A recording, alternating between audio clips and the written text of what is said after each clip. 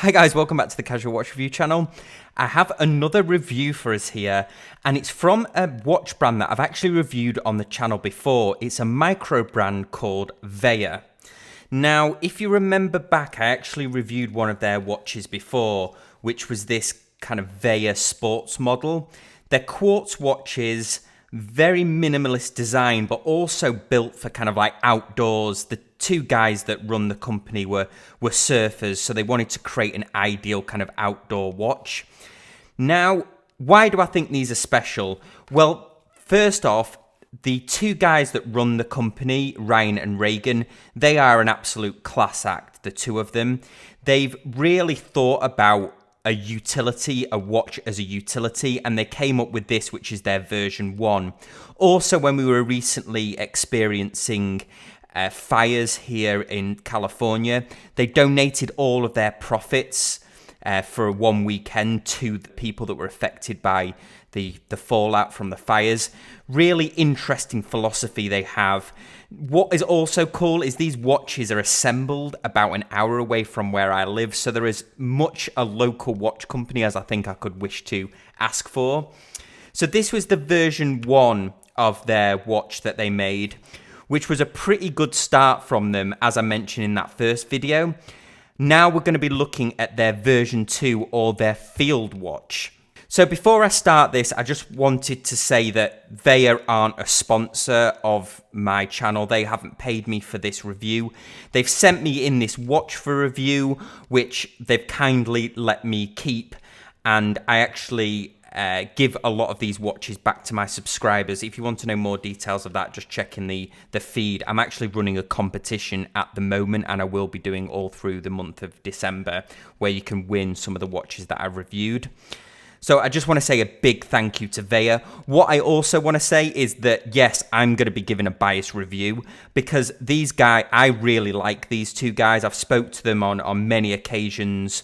They really listen to their customers. They think about the design. They're extremely accessible. If you email them, they will email you back. I really like what they're doing here. It's exceptionally hard to set up a micro brand, especially with very little investment like they had, and produce what is a quality watch. Yeah, absolutely, it's quartz. You're not used to seeing me review quartz on here, but as a utility, as a watch for every day, as a watch for kind of a mass market, then I think this ticks off most of the boxes. So this was the version 1. Let's just put that here. And here is the version 2. So you always get 2 strap choices with a Vaer watch. So I opted for this nylon, and then they sent me this leather strap as well. And these leather straps are actually made in the US as well. So where at all possible, they like to source the parts from the US. But to keep to a certain price point, obviously some of the components, it's not possible to do that. So here's a leather strap that they've got made in the US, and it proudly says on the back there, made in the US. This field watch, like the first watch, very much made for kind of like the everyday wear, for outdoor use. They have 100 meters water resistance, these watches. Now, you might think that's low when we talk about dive watches, like, for example, this Squale here has a 300 meter dive rating. But it's semantics, really, when you're talking about watches like this, because nobody would ever dive to 100 meters unless you were a commercial diver. One of the interesting things is they actually have pressure tested these watches, like most watches are pressure tested, but they will guarantee the water resistance of these watches. Now, that is actually something that not a lot of watch companies will do. The dial on the Mark 1 was very minimalist, a very simple design. We had the red hand on here, plus the hour and the minute markers. It was an industrial watch. It was made for a purpose. You can tell it's a tool for telling the time. It's very industrial in its design. It's brushing here. It's a substantial watch. They've definitely refined the design in this field watch, and I actually really like where they've gone with this. They've reduced down the lugs here. They've actually added more finishing to the case. We even have polished elements around the bezel here. The dial has a lot more going on. Instead of that kind of monochromatic finish, we have a slight kind of silvering to the dial here, almost like a pearlescent effect on the dial. Although it's very subtle, it's more like a satin finish. We have the black Arabic numerals around the outside here. We have an even more precise scale around the inset dial here where the Reholt would be. And then on the inner dial, we actually have the 24-hour track. And this model, which the Mark 1 didn't have, actually has a date on it now. So we have a date window on this watch. It's a quartz model, similar to the first version.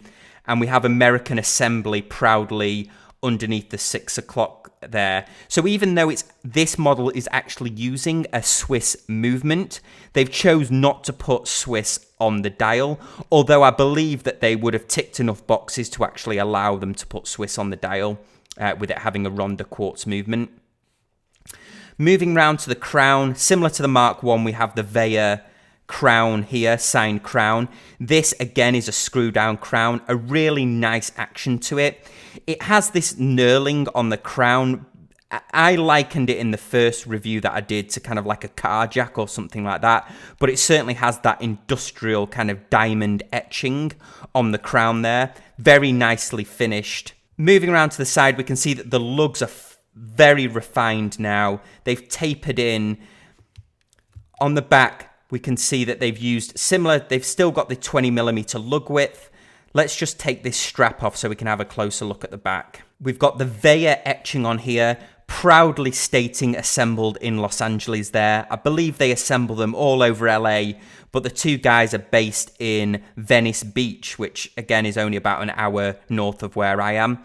We've got Swiss movement on the back, and then we've got the water resistance, 100 meters, screw down case back. Overall, a very simple, functional watch.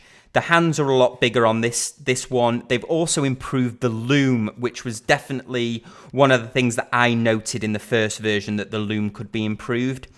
They are priced between the $160 to $200 mark, these watches. I think this would make a great gift. If you know somebody that's really into the outdoors, maybe a fisherman, a sportsman, a surfer, I think this would just make a great gift. So here are the two watches side by side.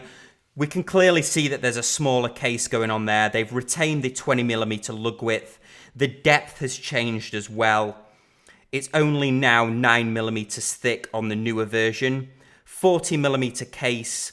This one was introduced in May 2018.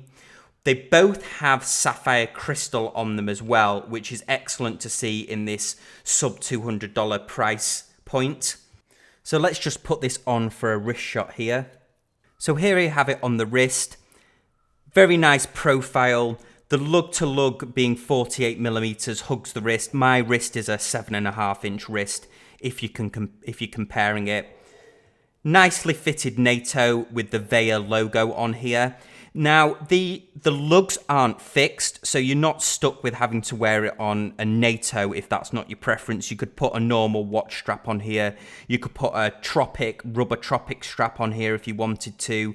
You could put a leather strap. There's certainly options that they have. And with it being a 20mm lug width, I think you've got that's the best lug width, I think, for giving you multiple choices of watch straps that you can wear. Really nice sapphire crystal we can see there kind of shimmering in the light. So my opinion is another great watch from Vaer. I don't often review quartz watches on the channel. I'm very selective about the quartz watches that I will review on the channel, but I'm more than happy to review these Vaer watches. I like the two guys that run the brand. I like what they stand for. I like the fact that they support charities, including the people unfortunately affected by the recent LA fires. So I'll be unabashed by saying that I'm a fan of this brand. As I mentioned, I think this would make a great gift for somebody. If you know somebody that's really into the outdoors, maybe somebody who's younger, who's just getting into watches, this is a very robust watch. We've got that 316L stainless steel, the sapphire crystal on there. This watch will really take a beating and still look good after all of that. The crown, you're not going to break that off. A really nice functional watch here. But guys, as always, I'm more interested in what you guys think. So if you leave a comment in the comment section down below, I always try and get back to you. As always, I appreciate you watching, and I will see you all next time on the Casual Watch Review channel. Thanks guys, bye.